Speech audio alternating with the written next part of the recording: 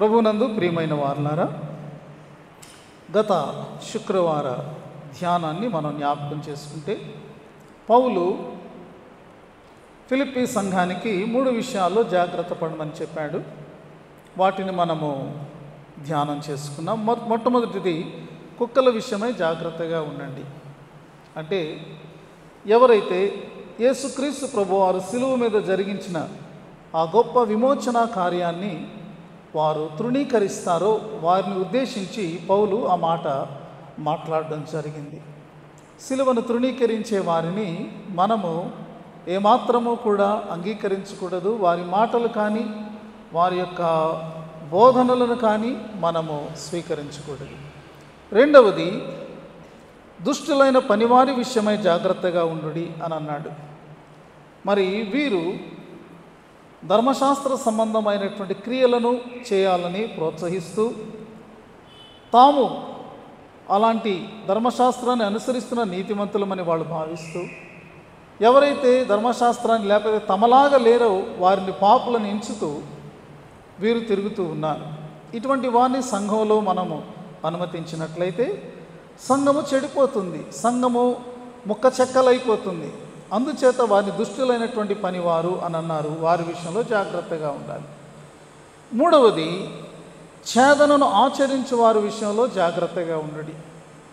శరీర సున్నతిని ప్రోత్సహిస్తూ దానివల్లనే దైవానుగ్రహం కలుగుతుంది అని బోధించేటటువంటి వారు, అది లేకపోతే దేవుడు మిమ్మల్ని అంగీకరించడు అని చెప్పేటటువంటి వారి విషయంలో జాగ్రత్తగా ఉండాలి అని పౌలు చాలా తేటగా మనకు తెలియచేశాడు.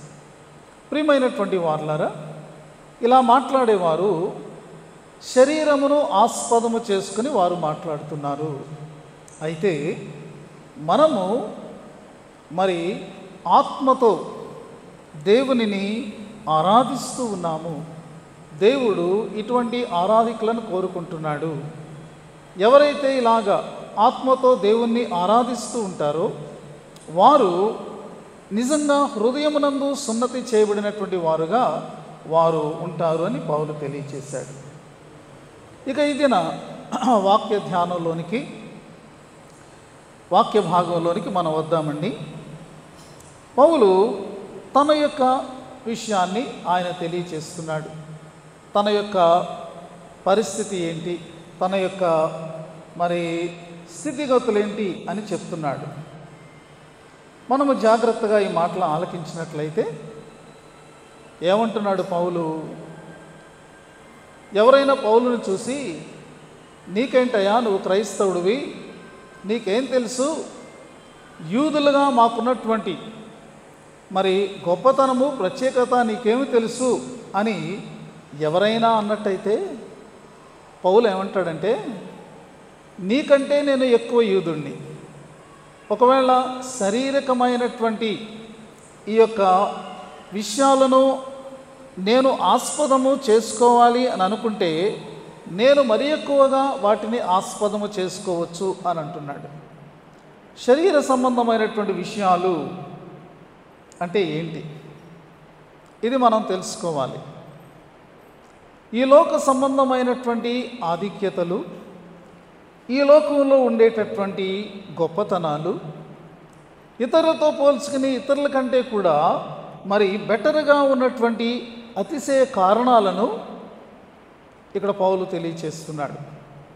ఒకవేళ అలా చెప్పుకోవాలని అనుకున్నట్టయితే ఇతరుల కంటే నేను ఎక్కువ కారణాలు చెప్పుకోవచ్చు అని అంటూ పౌలు ఇక్కడ మనం గమనించినప్పుడు తన విషయంలో ఒక 7 సాక్ష్యాధారాలు ఇస్తున్నాడు. తాను ఒకవేళ అతిశయపడాలి అన్నట్టయితే అతిశయపడగలిగినటువంటి 7 మరి విషయాలను ఇక్కడ తెలియచేస్తున్నాడు. వీటిని ఏమంటారు? క్రెడెన్షియల్స్, సాక్ష్యాధారాలు. తన గురించి తాను గొప్పగా చెప్పుకోవడానికి ఉన్నటువంటి విషయాలను 7 విషయాలు చెప్పాడు.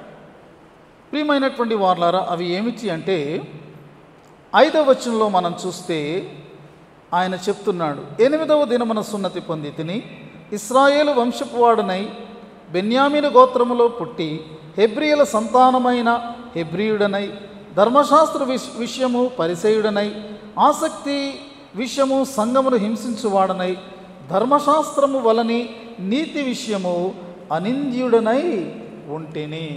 ఇక్కడ 7 విషయాలు ఉన్నాయి చూడండి. ఈ 7 విషయాలు ఒక యూదునికి చాలా గొప్పవి అన్నమాట, సాధారణమైనటువంటివి కాదు. మొట్టమొదటిది ఏంటంటే అతడు అంటున్నాడు, నేను 8వ రోజునే సున్నతి పొందాను. దేవుడు అబ్రహాముతో చెప్పినటువంటి రీతిగా ఇదిగో 8వ రోజున సున్నతి చేయించాలి నీ సంతానానికి. కాబట్టి ఎటువంటి ఆలస్యము లేకుండా ఆ యొక్క ధర్మాన్ని లేకపోతే ఆ యొక్క నియమాన్ని, ఆ ఆజ్ఞను ఖచ్చితంగా నా విషయంలో అది పాటించబడింది అని అంటున్నాడు. ఇష్మాయేలీలు ఉన్నారనుకోండి, 13వ సంవత్సరంలో వారికి సున్నతి చేయబడుతుంది. ఒకవేళ ఎవరైనా అన్య మతస్థులు యూదులు కావాలనుకోండి, వాళ్ళు పెద్దయ్యాక వాళ్ళు గ్రహించిన యెహోవా దేవుడు నిజమని తెలుసుకున్న తర్వాత వాళ్ళకి ఒకవేళ వారు ఆశిస్తే ఈ యొక్క ఆచారము వారికి ఆచరించబడుతుంది.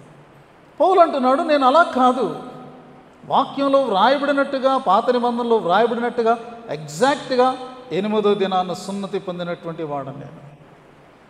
రెండవ విషయాన్ని మనం చూస్తే ఇశ్రాయేలు వంశమునకు చెందినటువంటి వాడను నేను అని అంటున్నాడు. ఇశ్రాయేలు వంశం అంటే ఎంత గొప్ప వంశం! అది దేవుని చేత ఎన్నుకోబడినటువంటి, ఎంచబడినటువంటి జనాంగం. దేవుడు యాకోబుకు ఇశ్రాయేలు అని పేరు పెట్టినప్పుడు దేవునితో ఏలువాడు అనేటటువంటి భావాన్ని ఆ పేరుకు అర్థంగా మనము గ్రహిస్తాము. కాబట్టి ఒక ఉన్నతమైనటువంటి వంశము ఇది. ప్రపంచంలోనే మన భారతదేశంలో మనం చూస్తే అగ్రవర్ణాలుగా ఎంచుకునేటటువంటి వారు ఉన్నారు, కానీ ప్రపంచవ్యాప్తంగా మనం గమనిస్తే యూదులకు మించినటువంటి అగ్రవర్ణం కూడా ఏది కూడా లేదండి. వాళ్ళు అంత గొప్పగా తమను తాము ఎంచుకునేటటువంటి వారుగా ఉన్నారు. కాబట్టి అటువంటి ఇశ్రాయేలు వంశములో నేను జన్మించాను అంటున్నాడు. మూడవది, నేను బెన్యామీను గోత్రానికి చెందినటువంటి వాడు. తన గోత్రాన్ని చెప్తున్నాడు. 12 గోత్రాల్లో బెన్యామీను గోత్రం ఒకటి.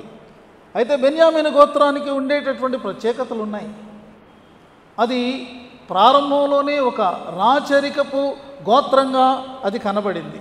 కారణం ఏంటి అంటే సౌలు బెన్యామీను గోత్రానికి చెందినటువంటి వాడు. సౌలు రాజు, అతడు ఇశ్రాయేలీయులకు మొట్టమొదటి రాజుగా ఉన్నట్టు మనం బైబిల్లో చూస్తాము. ఈ రీతిగా ఈ వంశాన్ని గురించి, ఈ గోత్రాన్ని గురించి మనం చూస్తే అనేకమైనటువంటి ప్రత్యేకతలు, గొప్ప గొప్ప వ్యక్తులు ఈ యొక్క గోత్రంలో ఉన్నట్టు మనం చూడగలుగుతాము. కాబట్టి ఇప్పుడు పౌలు రాస్తున్నాడు. పౌలు యొక్క పేరు మనకు తెలుసు. అతని పేరు, ముందు పేరు ఏంటంటే సౌలు, ఆ రాజు పేరే. కాబట్టి నేను బెన్యామీను గోత్రానికి చెందినటువంటి వాడను అని తన యొక్క గొప్ప విషయంగా చెప్పుకుంటున్నాడు. నాలుగవది, హెబ్రీ సంతానము నేను అని అంటున్నాడు. హెబ్రీ సంతానం అంటే ప్రత్యేకంగా పౌలు చెప్పదలుచుకుంది ఏంటంటే హెబ్రీ భాషను మాట్లాడగలిగినటువంటి వాడను నేను అన్నాడు. ప్రపంచంలో అనేక దేశాలలో యూదులు ఉన్నారండి. వారు వీటన్నిటినీ పాటించగలరు, కానీ వారు ఎక్కడైతే ఉన్నారో వారి దేశపు భాషలను, ముఖ్యంగా గ్రీకు భాషను మాట్లాడేటటువంటి వారుగా ఉన్నారు. వారిలో చాలామందికి హెబ్రీ భాష రాదు. పౌలు సౌలుగా ఉన్నప్పుడు తార్సు పట్టణానికి చెందినవాడైనప్పటికీ అతడు యెరూషలేములో గమాలియేలు అనేటటువంటి గురువు యొక్క పాదాల దగ్గర అతడు విద్యను అభ్యసించినప్పుడు అతడు ఈ యొక్క ఈ సంగతులన్నింటినీ, ఈ యొక్క విషయాలన్నింటినీ నేర్చుకున్నాడు. కాబట్టి హెబ్రీ భాషను మాట్లాడగలిగి, ఇప్పుడు కూడా మనం చూస్తే ఒక పురాతనమైనటువంటి భాష ఇప్పుడు కూడా వాడబడుతున్న భాష ఏదైనా ఉందంటే హెబ్రీ భాషే. ఎందుకంటే యూదులు మరలా తిరిగి వెళ్ళిన తర్వాత, ఇశ్రాయేలు రాజ్యం మరలా స్థాపించబడిన తర్వాత వారు తమ యొక్క ఆ పురాతన భాషను తిరిగి వాళ్ళ యొక్క నేషనల్ లాంగ్వేజ్గా వాళ్ళు దానిని వాడుకుంటున్నట్టు మనం చూస్తాం. కాబట్టి వారి భాష విషయంలో వారు చాలా పౌరుషం కలిగి ఉంటారు. ఐదవది ఏంటంటే పౌలు గొప్పగా చెప్పుకోగలిగింది, ధర్మశాస్త్ర విషయంలో నేను పరిసయ్యుణ్ణి. యేసుక్రీస్తు ప్రభు కాలంలో పరిసయ్యులు ఉన్నారని మనకు తెలుసు. పౌలు ఆ తెగకు చెందినటువంటి వాడు.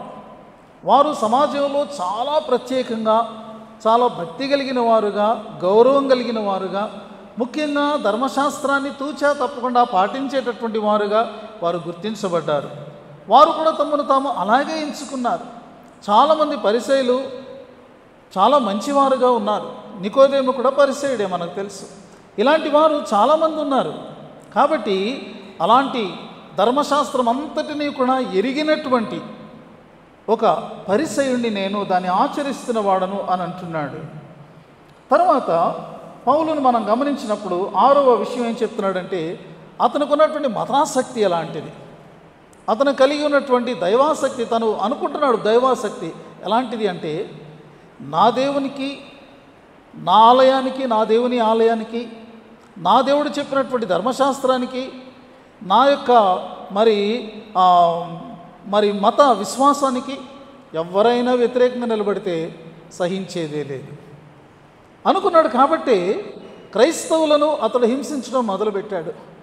క్రైస్తవులను పౌలు సౌలుగా ఉన్నప్పుడు హింసించినటువంటి కారణము అతడు మరి దుర్మార్గుడైన కారణం కాదు, అతడు క్రూరుడైనటువంటి కారణం కాదు, అతనికి ఉన్నటువంటి ఆసక్తి, దైవాసక్తి. ఇదిగో ఇలాంటి వాళ్ళని మనం గనక సహించేమంటే, ఇదిగో నిజదేవుని గురించినటువంటి విషయాలన్నీ కూడా మరుగున పడిపోయి ప్రజలు అయోమయ పరిస్థితులకు వెళ్ళిపోతారని చెప్పి, ఎవరైతే తన దేవుని ఆలయానికి, ధర్మశాస్త్రానికి వ్యతిరేకంగా ఉన్నారో వారిని సమూలంగా ఏరివేయాలని కంకణం కట్టుకున్నాడు. అది అతనికి ఉన్నటువంటి మతాసక్తి. ఒకవేళ అలాగా మీరు కనుక నేను తక్కువగా ఎంచితే నా గతాన్ని చూడండి, నేను ఎంత మతాసక్తి కలిగినటువంటి వాడుగా నేనున్నాను అని అంటున్నాడు. ఇక చివరి పాయింట్, 7వ పాయింట్ మనం చూస్తే, ధర్మశాస్త్ర విషయంలో నేను అనింద్యుణ్ణి అని అంటున్నాడు.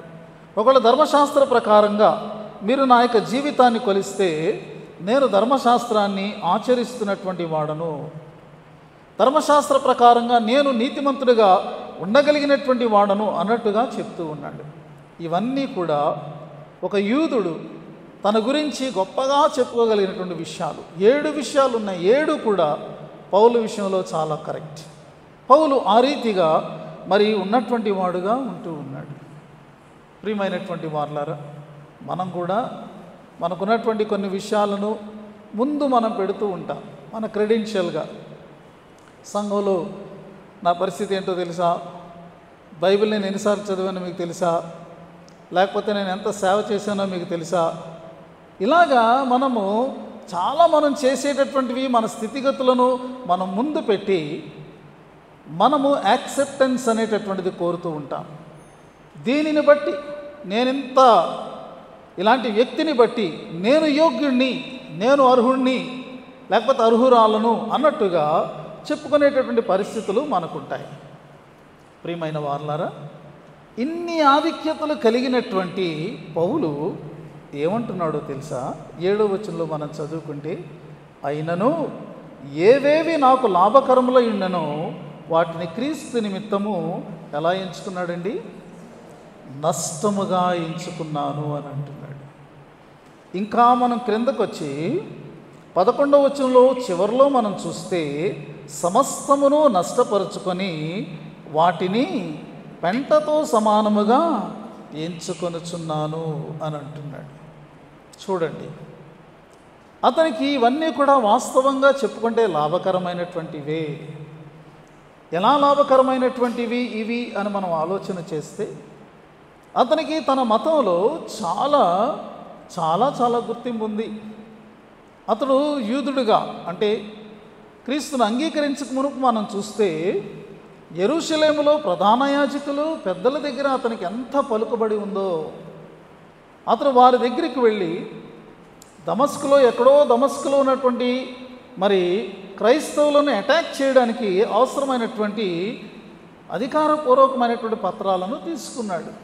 అది అతనికి ఉన్నటువంటి మరి ఆ యొక్క గొప్ప స్థితి. తనకున్నటువంటి ఈ యొక్క ఆధిక్యతలన్నింటిని బట్టి కూడా యూదా సమాజంలో అతనికి ఎంతో అమితమైనటువంటి గౌరవం అతనికి ఉండింది, అతనికి గుర్తింపు ఉండింది, చాలా ఇన్ఫ్లుయెన్స్ ఉండింది. కాబట్టి వీటన్నీ, ఇలాంటివి ఎన్నో యూదా సమాజంలో కానీ, మతంలో కానీ, ప్రజలలో కానీ, ఇక ఏ విషయంలో చెప్పినా అతడు చాలా ప్రత్యేకమైన వాడుగా, గొప్పవాడుగా, గుర్తించబడినటువంటి వాడుగా ఉన్నాడు.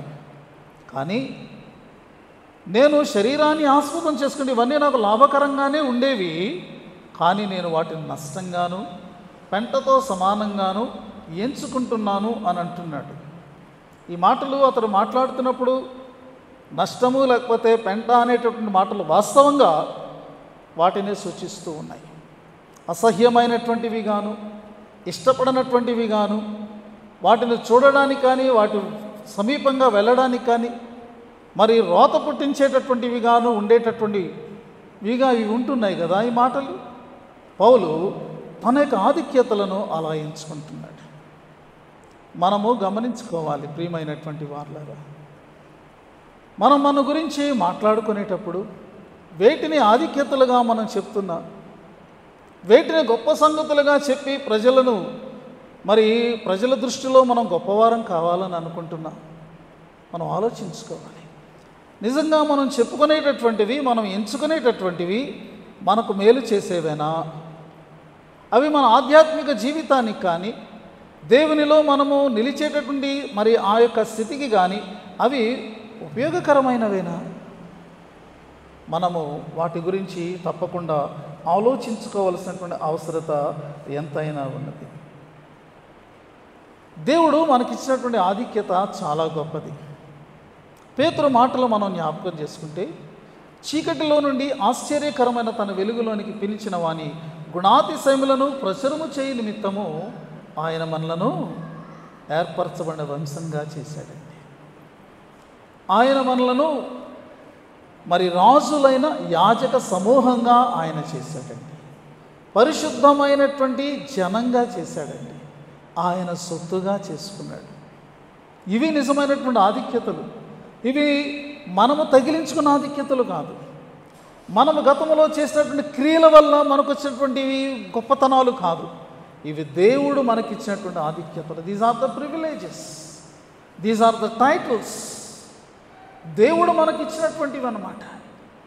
ఇప్పుడు దేవుడు ఇచ్చినటువంటి వాటిని మనము పౌలు ఇక్కడ తను గురించి చెప్పుకున్నటువంటి వాటిని ప్రక్కన పెడితే ఆ త్రాసులో ఏవి ఎక్కువగా తూగుతాయి? ఈ లోక ఆధిక్యతలు తేలిపోతాయి. దేవుడు మనకిచ్చినటువంటి ఆధిక్యతలు స్థిరమైనవి. కాబట్టి మనం వాటిని గుర్తించి గమనించి దేవునికి మనము స్తుతులు చెల్లించవలసినటువంటి వారమై ఉంటూ ఉన్నాము. నష్టంగా ఎంచుకోవడం. ఒక ఫిల్మ్ యాక్టర్ యొక్క సాక్ష్యంలో అతను ఈ రీతిగా చెప్తున్నాడు. అతను ఆ యొక్క మూవీస్లో యాక్ట్ చేసినంత కాలము కూడా అతనికి చాలా చాలా డబ్బు, తర్వాత అతనికి ఎంతో పేరు, ప్రఖ్యాతి, నేమ్, ఫేమ్, ఇన్ఫ్లుయెన్స్, మనీ. ఎక్కడికి వెళ్ళినా సరే అతన్ని మీరు ఫలానా ఫలానా అని అంటారు కదా. కానీ ఆశ్చర్యకరంగా క్రీస్తును అతను అంగీకరించి క్రైస్తవుడయ్యాడు. తర్వాత అతన్ని చూసినటువంటి వారు, మీరు ఫలానా సినిమాలో భలే యాక్ట్ చేశారండి, మీరు ఫలానా సినిమాలో హీరో కదా అని చెప్పినప్పుడు ఆయన చెప్పినటువంటి మాట ఏంటంటే, అదంతా గతం అండి. ఇప్పుడు దాన్ని బట్టి నేను ఏమీ సంతోషించడం లేదు. క్రీస్తు లేనప్పుడు నేను అలా జీవించాను, కాబట్టి దాని గురించి నేను మాట్లాడడానికి ఇష్టపడడం లేదు అని చెప్పి. ఏవేవి నాకు లాభకరమై ఉన్నావో వాటిని నేను నష్టంగా ఎంచుకుంటున్నాను. క్రీస్తు లేని జీవితంలో చాలా గొప్పగా జీవించినటువంటి వారు క్రీస్తును అంగీకరించిన తర్వాత కూడా ఆ గొప్పల్ని చెప్పుకుంటే వారిలో ఇంకా ఆధ్యాత్మికమైనటువంటి లోపం ఉంది అని అర్థం అన్నమాట. దీనిని మనము గమనించవలసిన వారంగా ఉంటూ ఉన్నాము. ప్రియమైనటువంటి వారులారా, ఎందుకని వాటిని నష్టంగా ఎంచుకున్నాడు? ఎందుకని వాటిని పెంటతో సమానంగా ఎంచుకున్నాడు? ఎందు నిమిత్తము అని మనం పౌలుని అడిగితే, పౌలు మనకు ఒక 5 విషయాలు చెప్తాడు. మనము 8 నుండి 11 వరకు గనక మీరు జాగ్రత్తగా తర్వాత చదువుకుంటే కనీసం 5 సార్లు దీని నిమిత్తము అనేటటువంటి మాట, నిమిత్తము అనే మాట కనీసం 5 సార్లు మనకు కనపడదు.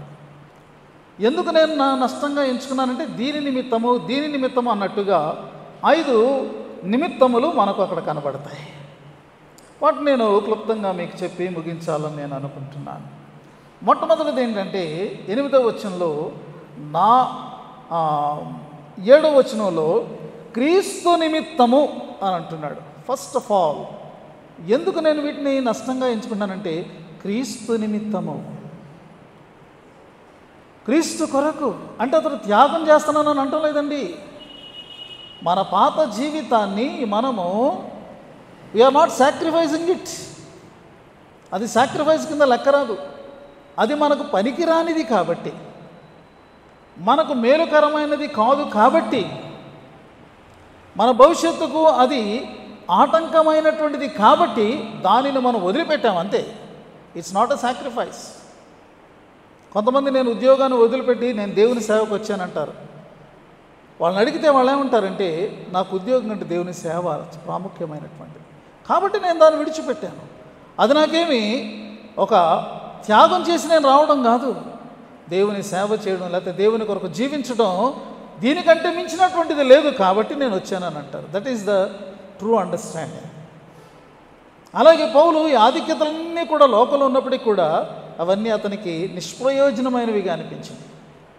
ఎందుకొరకంటే క్రీస్తును చూచినప్పుడు, క్రీస్తును అతడు తెలుసుకున్నప్పుడు, క్రీస్తు దర్శనం అతనికి కలిగినప్పుడు అతనికి క్రీస్తు విలువైనటువంటి వాడుగా కనబడ్డాడు. దమస్కు వెళ్తున్నప్పుడు ఏం జరిగిందండి? అతని మీద మిట్ట మధ్యాహ్న సమయంలో అతని సాక్ష్యం మనం చదివితే మిట్ట మధ్యాహ్నం ముందు ఏమి జరిగిందంటే, సూర్యుని తేజస్సు కంటే ఇంకా ప్రకాశవంతమైన తేజస్సు అతని మీద ప్రకాశించినప్పుడు అతను ఏమయ్యాడండి? త్రోవలో పడిపోయాడు. That is the power of the glory of lord Jesus Christ. అతను పడిన తర్వాత ఏమన్నాడు? ప్రభువా నీవెవడవు అని అంటున్నాడు. చూసారా? You could understand this is not a natural light. This is the glory of God. ఇది ఏదో భౌతికమైనటువంటి ఒక వెలుగు కాదు. ఈ యొక్క సృష్టిలో ఉన్నటువంటి వెలుగుకు మించినటువంటిది కాబట్టి ఇది దైవ సంబంధమైనటువంటిది అని అతను గ్రహించి, ప్రభువా నీవెవడు? అతనికి వినబడినటువంటి మాట ఏంటండి? అతని యొక్క మైండ్ బ్లో అయిందన్నమాట. అతని యొక్క ఏమంటారు, అప్పటి వరకు ఉన్నటువంటి అతను అలాగా పట్టుకుని ఒక రకంగా ఇదే వాస్తవం, ఇదే నిజం అనుకున్నదంతా పటాపంచలు అయిపోయిందన్నమాట. క్రీస్తు యొక్క శిష్యులను హింసించడానికి వెళితే క్రీస్తు ఆయనకు కనబడ్డాడు. నీవు హింసించుచున్నా ఒక ఆయన అన్నారు, బ్లీడింగ్ అండ్ ప్లీడింగ్ జీసస్ కనిపించారంట పౌలు. నేను హింసించుచున్న యేసును. చూసారా? ఎప్పుడైతే ఆ యొక్క దర్శన భాగ్యం కలిగిందో ఆ క్రీస్తు యొక్క విలువ, క్రీస్తు యొక్క సత్యం, క్రీస్తు యొక్క నిజత్వం అతనికి అర్థమైంది. కాబట్టి వీటన్నింటినీ పక్కన పడేసి నేను క్రీస్తు నిమిత్తము అని అంటున్నాడు. ప్రభుని యొక్క దర్శనం కలిగితే ప్రియమైనటువంటి వారులారా, ఆయన ముందు ఏదైనా కానీ అతి స్వల్పమైనటువంటిదిగా అది ఉంటుంది అని మనము అర్థం చేసుకోవాలి. రెండవది, అక్కడితో మాత్రమే కాకుండా అతను ఏమన్నాడంటే 8వ వచనంలో, నా ప్రభువైన యేసుక్రీస్తును గూర్చిన అతి శ్రేష్టమైన జ్ఞానము నిమిత్తము అని అంటున్నాడు. యేసును అతడు అంగీకరించాడుగా, సరిపోదా? చాలదు. పౌలు సహజంగానే చాలా జ్ఞానం కలిగినటువంటి వాడండి.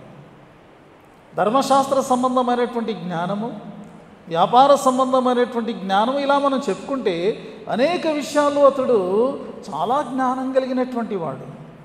కానీ ఇప్పుడు ఏమంటున్నాడంటే, యేసుక్రీస్తుని గురించినటువంటి అతి శ్రేష్టమైనటువంటి జ్ఞానమును నేను పొందాలని నేను అనుకుంటున్నాను. ఆయన తెలుసుకుంటే చాలదు. ఈయన రక్షకుడు అని తెలుసుకుంటే చాలదు. యేసును తెలుసుకోవడం అంటే యేసు యొక్క చరిత్రను తెలుసుకోవడం కాదట. యేసును తెలుసుకోవడం అంటే యేసు చేసిన అద్భుతాలను మనము తెలుసుకోవడం కాదు. యేసు బోధలను ఎరిగి ఉండడం కాదు. ప్రియమైన వారలారా, అంటే యేసును గూర్చి తెలుసుకోవడం కాదట. To know the person, not about the person.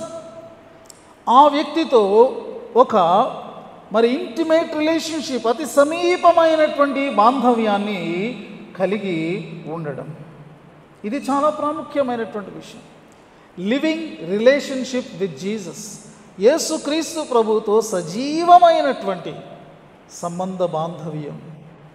ఒక ఇద్దరు మిత్రులు కలుసుకుంటే ఎలా ఉంటుందో, యేసుతో అలాంటి సమీపమైనటువంటి అనుబంధం. ఎప్పుడైతే ఒక వ్యక్తి దగ్గరికి మనం వెళ్తామో ఆ వ్యక్తి యొక్క గుణగణాలను, ఆ వ్యక్తి యొక్క స్వభావాన్ని, ఆ వ్యక్తి యొక్క గొప్పతనాన్ని, ఆ వ్యక్తి యొక్క ప్రత్యేకతలను మనం తెలుసుకోగలం. మనం దూరం నుండి చూసిన అంతసేపు కూడా మనకు కనబడేటటువంటిది వేరుగా ఉంటుంది, అది స్వల్పంగా ఉంటుంది. కానీ ఒక ఇంటిమేట్ రిలేషన్షిప్లోనికి వచ్చినప్పుడు ఆయన యొక్క ఔన్నత్యత, గొప్పతనము, మహిమ మనకు దినదినానికి కూడా ఇంకా ఇంకా ఇంకా నూతనమైనటువంటి అంశాలు మనకు తెలుస్తూనే ఉంటాయి. పౌలు దానిని గ్రహించాడు. ఈ లోకంలో మనుషులైతే కొద్దిసేపు సహవాసం చేస్తే వారి గురించి మనకు తెలిసిపోతే ఇంకా తర్వాత ఇంకా తెలుసుకోవడానికి ఏముండదు. యేసుప్రభు గురించి అలా కాదండి. అనంతమైనటువంటి ఆ దేవుని యొక్క మహిమా ప్రభావాలు అనంతమైనవి. అవి ఒక్క సహవాసపు సమయంలో మనం తెలుసుకోగలిగినటువంటివి కాదు. ఈ జీవితకాలం మనకు సరిపోదు. ఈ జీవితకాలం దాటిన ఇంకా ఆయన యొక్క ఔన్నత్యం అధికంగానే ఉంటుంది. కాబట్టి పౌలు ఏమంటున్నాడంటే ఆయనను గురించిన అతి శ్రేష్టమైనటువంటి జ్ఞానము నిమిత్తము అని అంటున్నాడు. మూడవది ఆయన చెప్తున్నటువంటిది ఏంటంటే, ఇదిగో మరి 9వ వచనంలో, క్రీస్తును సంపాదించుకొని ధర్మశాస్త్ర మూలమైన నా నీతిని గాక క్రీస్తునందలి విశ్వాసములైన నీతి అనగా విశ్వాసమును బట్టి దేవుడు అనుగ్రహించు నీతి గలవాడనై ఆయన యందు అగపడు నిమిత్తము అనే మాట మనం చూస్తున్నాం. ఇంత పెద్ద వచనాన్ని సింపుల్గా మనం చేస్తే, యేసుక్రీస్తు విమోచన ద్వారా దేవుడు అనుగ్రహించే నీతిని నేను ఆశిస్తూ అంటున్నాడు. పౌలు ఇందాకేమన్నాడు? తన ఆధిక్యతల్లో ధర్మశాస్త్రం విషయంలో నేను అనింద్యుని, ధర్మశాస్త్ర సంబంధమైన నీతి విషయంలో నేను అనింద్యుణ్ణి. కానీ ధర్మశాస్త్ర సంబంధంగా నీతిగా ఎంచబడినటువంటి వాడు నిజంగా దేవుని ముందు అంగీకరించబడిన వాడుగా ఉండగలుగుతాడా? ఈ పత్రికలన్నీ మనం చదువుకుంటే ధర్మశాస్త్ర క్రియల వలన ఎవడు నీతిమంతుడుగా ఎంచబడడు, దేవుడు అతను అంగీకరించాడు. అందుకొరకే కదా తన యొక్క ప్రియకుమారుని లోకంలోనికి పంపించాడు. అందుకొరకే కదా ఆయనను సిలువలో పెట్టాడు. అందుకొరకే కదా తన కుమారుడు సిలువలో రక్తం కారుస్తూ ఆయన మరణిస్తూ ఉంటే ఆయనను ఆ యొక్క సిలువకు అప్పగించి తన ముఖాన్ని తిప్పుకున్నాడు. మానవులు నీతిమంతులు కావాలంటే తన కుమారుని యొక్క రక్తము ద్వారా విమోచన మానవాళికి అందించబడవలసిందే. కాబట్టి యేసు రక్తము ద్వారా విమోచించబడినటువంటి వారికి దేవుని నీతి అలంకరించబడుతుంది. పౌలు ఏం కోరుకున్నాడో తెలుసా? ఆ నీతిని చేత అలంకరించబడిన వాడని నేను దేవుని ఎదుట ఆమోదయోగ్యమైనటువంటి ఈ వ్యక్తిగా నేను ఉండాలని దాని నిమిత్తము అని అంటున్నాడు. చూసారా? ఇక 4వది మనం చూస్తే పునరుద్ధాన బలము ఎరుగు నిమిత్తము అనేటటువంటిది 10వ వచనం మనం చూస్తే, ఏ విధము చేతనైనను మృతులలో నుండి నాకు పునరుద్ధానము కలుగవలెనని అనే మాట వాడుతున్నాడు. పునరుద్ధాన బలము ప్రియమైనటువంటి వార్లారా అన్ని బలముల కంటే కూడా ఎక్కువైనటువంటి బలము. దీన్ని మనం తెలుసుకోవాలి. పౌలు ఈ విషయాలను ఎఫెసీయులకు కూడా వ్రాస్తూ ఏమంటాడంటే, 1వ అధ్యాయం 19వ వచనంలో 3వ లైన్లో ఈ మాట వ్రాయబడి ఉంది. ఆయన క్రీస్తునందు వినియోగించినటువంటి బలాతిశయము అనే ఒక మాట వ్రాయబడి ఉంది. క్రీస్తునందు వినియోగించిన బలాతిశయము. అదే 1వ అధ్యాయం 20వ వచనంలో స్టార్టింగ్లో ఏముందంటే, ఇదిగో మృతులలో నుండి లేచుట ద్వారా ఆయన చూపినటువంటి బలాతిశయము అనే మాట వ్రాయబడి ఉన్నది. చూసారా? So what is the greatest miracle that happened on the planet of the earth? ఈ భూమండలం మీద జరిగినటువంటి అద్భుతాలన్నిటికంటే కూడా గొప్ప అద్భుతం ఏంటి అంటే, యేసుక్రీస్తు మరణమును జయించి తిరిగి లేవడం. ఆ యొక్క బలం నేను తెలుసుకోవాలని అనుకుంటున్నాను. ప్రియమైనటువంటి వార్లారా, యేసు మరణించి తిరిగి లేచారు, అది మనకు తెలుసు. దాన్ని మాత్రమే తెలుసుకోవడమేనా? ఆ హిస్టారికల్ ఫ్యాక్ట్ని తెలుసుకోవడం కోసం పౌలు ఈ మాటలు మాట్లాడుతున్నాడా? లేదు లేదు.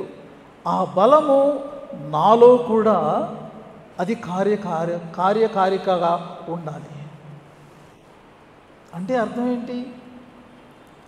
యేసుక్రీస్తునందు ఎవరైతే విశ్వాసం ఉంచారో, నిరీక్షణ ఉంచారో వారికి ఉన్నటువంటి గొప్ప ఆధిక్యత ఏంటంటే వారు కూడా తిరిగి లేస్తారు కదండి. మనం ఏంటంటే చాలా సింపుల్గా విని చచ్చిపోయినాడు మామూలుగా లేచిపోతారులే అని మనం అనుకుంటాం. కానీ అంత సింపుల్ కాదు. పౌలు మాటలు మనం చూసారా, అతడు ఆ యొక్క బలము తనలో కూడా పనిచేయ నిమిత్తము అతడు నష్టముగా పెంటగా ఎంచుకున్న వాటిని మనం చూడాలి. దేనిని అపేక్షిస్తున్నాడో మనం చూడాలి. కాబట్టి పునరుద్ధాన బలమును ఎరగాలని, మరి ఆయన యొక్క పునరుద్ధాన బలమును అతడు తన జీవితంలో అతడు కూడా రుచి చూడాలని అతడు మరి వీటన్నిటినీ కూడా వదిలిపెట్టినట్టు మనం చూస్తున్నాం. చివరిది మనం చూస్తే 11వ వచనంలో చివరిలో వ్రాయబడి ఉంది ఏంటి అంటే, ఆయన శ్రమలలో పాలివాడు నగుట ఎట్టిదో ఎరుగు నిమిత్తమును అని అంటున్నాడు. శ్రమలలో పాలివాడు. చూసారా, ఇది కొంత కష్టమైనటువంటిది. కొంత ఇప్పుడు వరకు అన్నీ కూడా మంచిగా మనకు అనిపించినాయి. కానీ శ్రమలలో పాలివాడుగుట అనే మాట మనం చూస్తే దీని అర్థం ఏమిటి? యేసు ప్రభు వారు చెప్పినటువంటి విషయాలు మనం జ్ఞాపకం చేసుకోవాలి. లోకములో మీకు శ్రమ కలుగునన్నారా, కలుగుదు అని అన్నారా? కలుగును అని అన్నారు. ఆయనను ధైర్యము తెచ్చుకుని నేను లోకమును జయించి ఉన్నాను అనే మాట ఆయన చెప్పారు. ఈ మాటలు మన మనసులోనికి మనం మరి తీసుకోవాలి. పౌలు ఈ మాటలు రాస్తున్నప్పుడు ఆయన చక్కగా ఒక టేబుల్ దగ్గర కూర్చుని, ఒక చైర్ మీద కూర్చుని, కాలు మీద కాలు వేసుకుని, పక్కన మరి టీ కప్ ఉండే మధ్యలో టీ తాగుతూ ఆయన రాశాడే అనుకుంటున్నారు. హీ వాజ్ ఇన్ సఫరింగ్ కదండి. He was in prison, was going through this kind of punishment.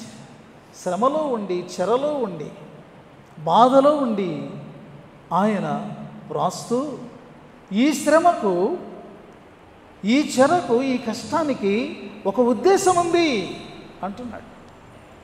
ఒక క్రైస్తవుడు పొందేటటువంటి శ్రమ విశ్వాసం కొరకైనటువంటి శ్రమ, సత్యము కొరకైనటువంటి శ్రమ, నీతి కొరకైనటువంటి శ్రమ. ఇవన్నీ కలిపితే ఇవన్నీ ఎందుకోసమంటే క్రీస్తును కలిగి ఉన్నటువంటి కారణంగా వస్తున్నటువంటి.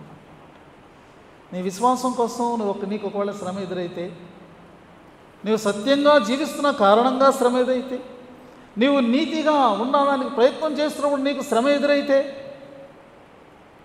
చాలా గొప్ప విషయం. క్రీస్తు శ్రమలలో నీవు పాలివాడవుతున్నావు, పాలి భాగస్త్రాలు అవుతున్నావు. పౌలు అంటున్నాడు, నేను అలాంటి శ్రమను నేను యాక్సెప్ట్ చేస్తాను. I accept it, I agree. అంతేగా నేను విచిత్రంగా ఇది ఎందుకు ఇలా జరుగుతుంది, ఇలా ఎందుకైంది అని నేను అనుకోను అంటున్నాడు. అది ఇక్కడ విషయం. దానిని అంగీకరించి, దానిని మన జీవితంలో అనుమతించి, ఇదిగో నేను పడుతున్నటువంటి, ఎదుర్కొంటున్నటువంటిది, ఇది దీనంతటి కూడా ఒక ఉద్దేశం ఉంది. ఇది మంచి ఉద్దేశం. లేకపోతే నేను లోకంతో కలిసిపోతే నేను కూడా అబద్ధాలు మోసం చేయొచ్చు. లోకంతో కలిసిపోతే నేను కూడా దుర్నీతిగా నేను జీవించవచ్చు. విశ్వాసాన్ని నేను గంభీరంగా ఎంచుకోకుండా నేను జీవించవచ్చు. కానీ ఈ విశ్వాసము, నీతి, సత్యము లేకపోతే నా జీవితంలో క్రీస్తు లేనట్టే. క్రీస్తు లేకపోతే నాకు భవిష్యత్తు లేనట్టే. కాబట్టి పౌలు మరి తన శ్రమలలో పాలివాడక ఎట్టిదో ఎరుగు నిమిత్తము నష్టంగా ఎంచుకున్నాడట. గలతీయులకు పౌలు రాస్తూ ఒక మాట అంటాడు. ఆ మాట ఏంటి అంటే 6వ అధ్యాయంలో మనము దానిని చదువుకోవచ్చు. ఆయన అంటాడు, మరి నేను దేనియందు అతిశయిస్తాను అంటే 14వ వచనంలో అంటాడు, మన ప్రభువైన యేసుక్రీస్తు సిలువయందు తప్ప. మరి దేని ఎందులో అతిశయించిన నాకు దూరమగును గాక. లోకంలో దేనిని బట్టి నేను అతిశయించను. యేసుక్రీస్తు ప్రభు యొక్క సిలువే, సిలువ మరణము ద్వారా, ఆ సిలువ జ్ఞానము, ఆ యొక్క సిలువ ద్వారా కలిగినటువంటి నీతి, ఆ సిలువ ద్వారా అనుగ్రహించబడినటువంటి ఆ యొక్క సిలువ తర్వాత ఉన్నటువంటి పునరుద్ధానము, ఈ లోకంలో ఆయన కొరకు జీవించినప్పుడు పొందేటటువంటి శ్రమ. మనము కూడా ప్రియమైనటువంటి వాళ్ళ దేవుని బిడ్డలుగా దేని యందు అతిశయించవలనో మనం నిర్ణయించుకుందాం. దేనిని, ఏ ఆధిక్యతలను మనము మరి అనవసరమైనవిగా ఎంచుకునవలనో వాటిని కూడా మనం గమనిద్దాం. ప్రభు అయిన యేసుక్రీస్తు సిలువ యందు మనము అతిశయించే వారంగా ఉన్నాం. పరిశుద్ధాత్మ అలాంటి కృపను మనందరికీ మెండుగా అనుగ్రహించునుగాక.